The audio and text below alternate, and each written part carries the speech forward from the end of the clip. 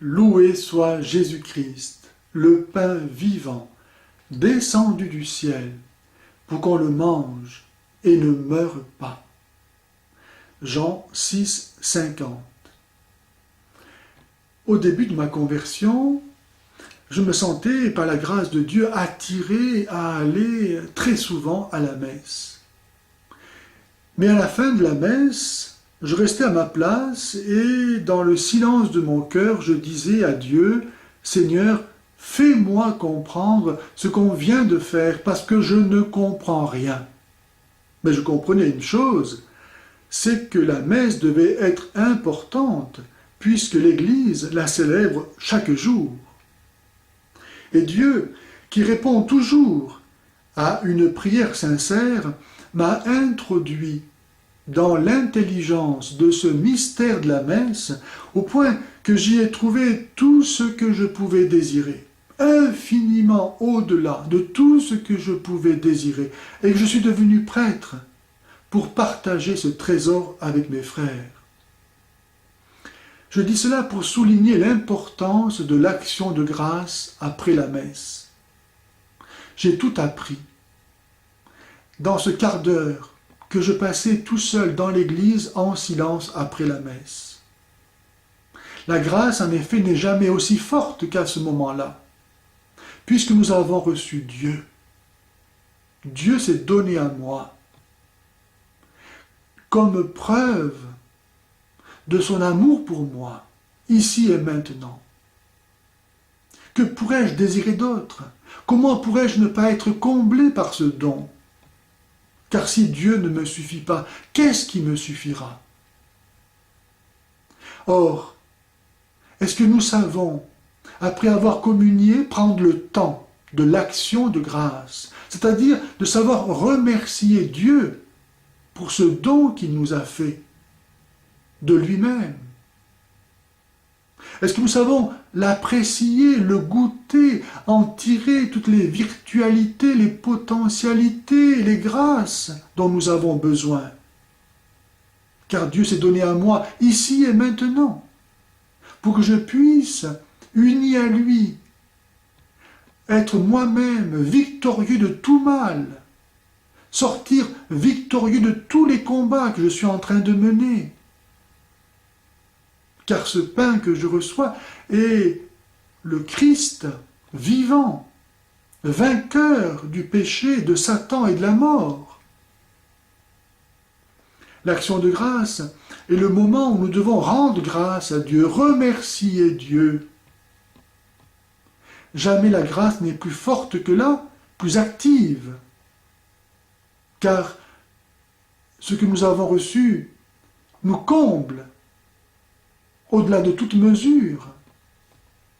Bref, je vais vous montrer donc le petit chemin par lequel Dieu m'a fait passer pour entrer dans l'intelligence de ce mystère de la messe. Mais d'abord, il faut se rappeler que pour Dieu, il n'y a pas de temps. Dieu est éternel. Il vit dans un instant d'une plénitude infinie qui fait qu'il est toujours le même à chaque instant de ce qui pour nous est le temps. Il est le même éternellement, il ne change pas. Et donc, le jour où le monde a commencé, l'instant que nous vivons maintenant, le jour où le monde finira, se tiennent immobiles devant lui en même temps. Il voit tout en même temps, parce qu'il est toujours le même. Il ne change pas, il est éternel.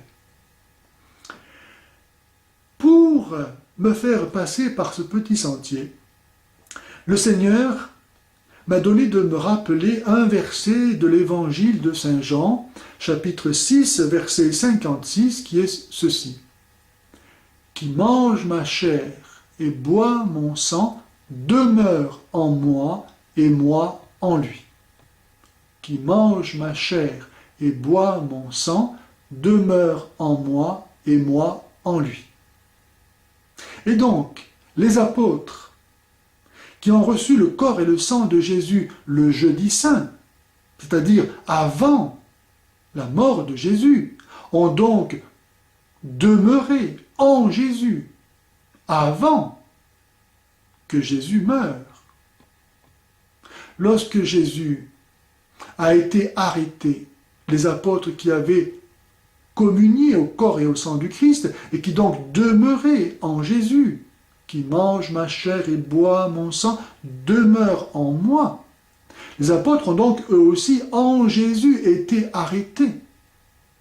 Lorsque Jésus a été flagellé, les apôtres qui demeuraient en Jésus ont eux aussi été en Jésus flagellés. Lorsque Jésus a été crucifié, les apôtres qui demeuraient en Jésus, qui mangent ma chair et boivent mon sang, demeurent en moi, ont eux aussi en Jésus été crucifiés. Lorsque Jésus est mort, les apôtres qui demeuraient en Jésus sont donc eux aussi morts en Jésus. Et lorsque Jésus est ressuscité, les apôtres qui demeuraient en Jésus sont donc eux aussi ressuscités. Voilà pourquoi Jésus dit « Si vous ne mangez pas ma chair et si vous ne buvez pas mon sang, vous n'aurez pas la vie en vous. » Jean 6, 53. Car seul le corps du Christ a connu ce destin de mourir et de ressusciter.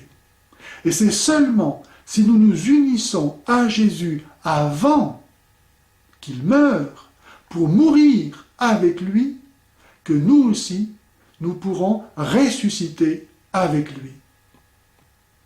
D'ailleurs, remarquez bien que le prêtre à la consécration dit ceci: « Prenez et mangez, ceci est mon corps, livré pour vous. Prenez et buvez, ceci est mon sang, qui va être versé pour vous et pour la multitude en rémission des péchés. » Qui va être versé, donc qui ne l'est pas encore. Eh bien, nous tous, lorsque nous communions, nous recevons le même pain et le même vin qu'ont reçu les apôtres au Cénacle. Jésus n'a donné son corps et son sang qu'une fois, pour tous les hommes. Nous sommes à la messe avec les apôtres au Cénacle, pour recevoir Jésus avant qu'il meure, pour mourir avec lui. Mourir d'amour. C'est pourquoi Saint Paul, premier épître aux Corinthiens, chapitre 11, verset 28, dit « Chaque fois que vous célébrez ce mystère, vous annoncez la mort du Seigneur. » Il ne dit pas la résurrection, comme on l'a tellement entendu pendant des décennies. Vous annoncez sa mort. Quand on vient à la messe, on vient pour mourir avec Jésus, afin de pouvoir ressusciter aussi avec lui. Que faisait Marthe Robin lorsqu'elle avait communié le jeudi? Elle communiait une fois par semaine, le jeudi. Elle entrait en extase et elle revivait la passion. Cette femme, pendant 50 ans, n'a ni mangé, ni bu, ni dormi. Elle ne recevait qu'une fois par semaine, le jeudi, la petite hostie qui est le corps du Christ. Et c'est ça qui la faisait vivre, pendant 50 ans. Et quand elle communiait, jusqu'au dimanche matin, jour de la résurrection du Christ, elle revivait la passion. Et l'on voyait sur son front couler du sang à l'emplacement de la couronne d'épines, et dans ses mains, dans ses pieds, à son cœur, du sang coulait, parce qu'elle était tellement unie au Christ qu'elle ne faisait qu'un avec lui. Eh bien, ou le Padre Pio, lorsqu'il célébrait la messe, la même chose. Il revivait la passion. Eh bien, ces deux saints faisaient ce que nous devons tous faire. Comment recevoir Jésus avant qu'il meure, s'unir à lui, et ne pas souffrir aussi avec lui jusqu'à la mort. Voilà pourquoi Jésus nous donne son corps et son sang avant de mourir, pour que nous puissions être capables d'aller avec lui jusqu'à la mort, sans jamais pécher.